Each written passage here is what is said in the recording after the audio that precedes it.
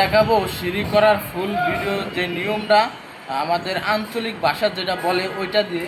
এ দেখেন প্রথম মূলত কলম করতে হইলে আমরা লেওয়া কত 60 ইঞ্চি, 60 ইঞ্চি হইলো 5 ফিট, এন্তনে 6 ইঞ্চি বাদ দিতে হবে, বাদ দিলে কত 54 ইঞ্চি, 54 ইঞ্চি দিয়ে তারপরে কলম করতে হবে। কলম করে তারপরে সেন্টারিং করে নিতে হবে।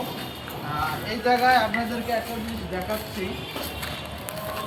যে আমাদের এই যে দেশ গ্রামে যে মা বোনেরা আছে, এই সিঁড়ির এই জায়গাটা আছে না, এই জায়গাটা যদি একটু উঠতে সুবিধা আর কি, যদি ওঠার জন্য একটু সুবিধা, এরকম 5 ইঞ্চি, যদি 5 ইঞ্চির কম হয় হাইটটা ভালো হয়, 6 ইঞ্চি হইলে কিন্তু এটা বেশি হয়ে যায়।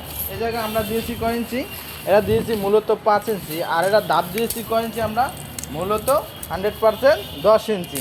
এখন আসেন নিচের যে স্ল্যাবটা আছে, এই স্ল্যাবটা যদি আমার কম হয় অনেক সময় এটা কাঁপে, মালামাল উঠতে যদি উঠি আমরা তাহলে এটা কাঁপে, কিন্তু এটা সর্বনিম্ন করলে 5.5 থেকে 6 ইঞ্চি করা লাগবে। আমরা এটা কয় ইঞ্চি করছি, আমরা এটা করছি কত 6 ইঞ্চি। হ্যাঁ, আমরা এটা 6 ইঞ্চি করছি। এখন আসেন আপনার যদি এটারে যদি 5 ইঞ্চি আপনি কিভাবে করবেন, আমরা ওই জায়গায় সিঁড়ি করতে যাই যখন ছাদের হাইট 10 ফিট, তা 10-এর অর্ধেক কত 5 ফিট, 5 ফিটে আসে কত ইঞ্চি 60 ইঞ্চি, 60 ইঞ্চিটা ভাগ দেওয়া লাগবে, 60-এর ভাগ দিতে হবে কত দেওয়া 12 দেওয়া, 12টা ধাপ লাগবে, 12টা ধাপ যদি আপনার আসে তাহলে ঠিক মতো নেব।